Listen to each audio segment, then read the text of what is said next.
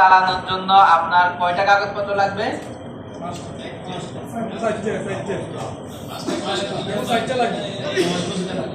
আচ্ছা, প্রথমে আপনাদের ফিটনেস ডেটা লাগবে। যাদের ফিটনেস ডেট শেষ হয়ে গেছে তারা ফিটনেসটা নবায়ন করে নেবেন। আর তারপরে কি লাগবে? আপনার ট্যাক্স টোকেন লাগবে, রুট পারমিটটা লাগবে। আমরা রাস্তায় অনেক সময় দেখি আমাদের গাড়ির শুধু নাম্বার প্লেটটাই আছে, কিন্তু আমাদের গাড়ির কি এগুলো নবায়ন থাকে না। তাহলে আমরা কি করব? গাড়ির কাগজগুলো নবায়ন করে নেব। আর যখন আমরা ড্রাইভ করবো, আপনার লাইফ আগে না ড্রাইভ আগে? ড্রাইভ আগে। যেমন কি গতকালকে একটা সিএনজি কোথায় অ্যাক্সিডেন্ট হয়েছে?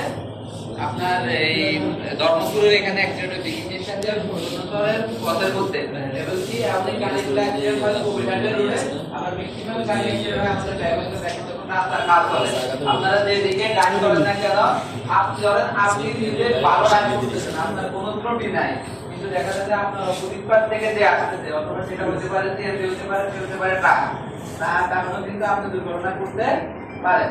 আবার আপনার কারণে কি দুর্ঘটনা করতে পারেন। তো যখনই আমরা ড্রাইভ করব, আপনি কি করতে হবে? রাস্তার যে অবস্থায় থাকুক সেই অবস্থায় হোক, আপনাকে আপনার জীবনকে আগে কি থেকে তারপর কি ড্রাইভ করতে হবে।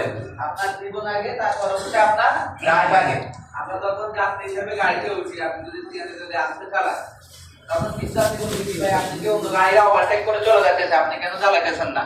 আবার কিছু কেউ কি বলবে যে আপনি এত জোরে যাইতেছেন কেন? আবার কেউ বলবে ভাই আপনি যাচ্ছেন না কেন, আমার অফিসে আছে, আমার বর কে আনতে হবে, আমার বাচ্চাকে আনতে হবে। কিন্তু আপনি আপনার যেটা নির্দিষ্ট গতি সেই অনুযায়ী কি ড্রাইভ করবেন। এর থেকে কোনো কি বেশিও ড্রাইভ করবেন না, কমও ড্রাইভ করবেন না।